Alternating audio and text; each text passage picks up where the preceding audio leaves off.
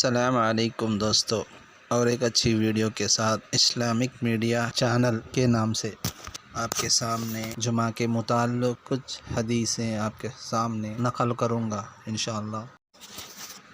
حدیث میں آتا ہے، حضرت ابو ہریرہ رضی اللہ تعالیٰ عنہ فرماتے ہیں کہ رسول اللہ صلی اللہ علیہ وسلم نے ارشاد فرمایا، جب جمعہ کا دن ہوتا ہے فرشتے مسجد کے دروازے پر کھڑے ہو جاتے ہیں، پہلے آنے والے کا نام پہلے، اس کے بعد آنے والے کا نام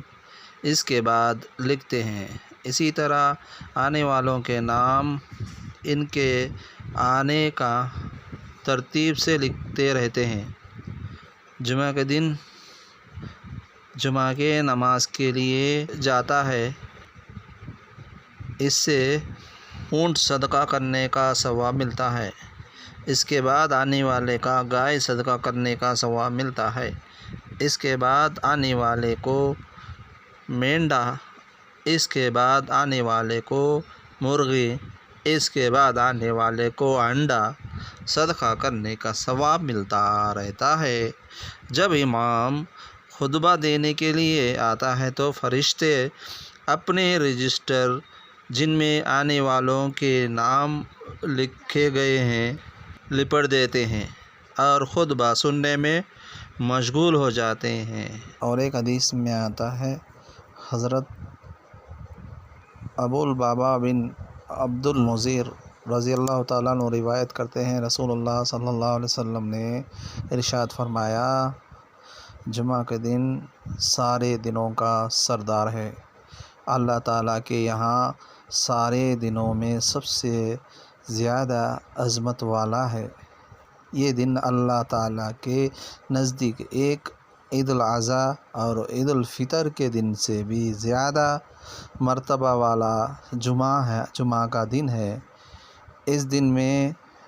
5 اہم باتیں ہوتے ہیں۔ اس دن اللہ تعالیٰ نے حضرت آدم علیہ السلام کو پیدا فرمایا، اس دن ان کو زمین پر اتارا، اسی دن کو ان کو موت آئی، اور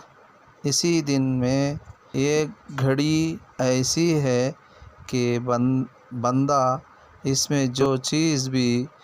مانگتا ہے اللہ تعالیٰ اس کو ضرور عطا فرماتے ہیں، بشرطے کسی حرام چیز کا سوال نہ کرے۔ اور اس دن قیامت قائم ہوگی، تمام مقرب فرشتے، آسمان، زمین، ہوائیں، پہاڑ، سمندر سب جمعہ کے دن سے ڈرتے رہتے ہیں، اس لیے کہ قیامت بھی جمعہ کے دن ہی آئے گی۔ ابن ماجہ حدیث۔ اور ایک حدیث میں آتا ہے، حضرت ابو ہریرہ رضی اللہ تعالیٰ عنہ روایت کرتے ہیں، رسول اللہ صلی اللہ علیہ وسلم نے ارشاد فرمایا، سورج کے طلوع و غروب والے دنوں میں کوئی بھی دن جمعہ کے دن سے افضل نہیں، یعنی جمعہ کا دن تمام دنوں سے افضل ہے۔ انسان و جنات کے علاوہ تمام جانور جمعہ کے دن سے گھبراتے رہتے ہیں کہ کہیں قیامت قائم نہ ہو جائے۔ ابن ماجہ۔ اور ایک بہترین حدیث ہے،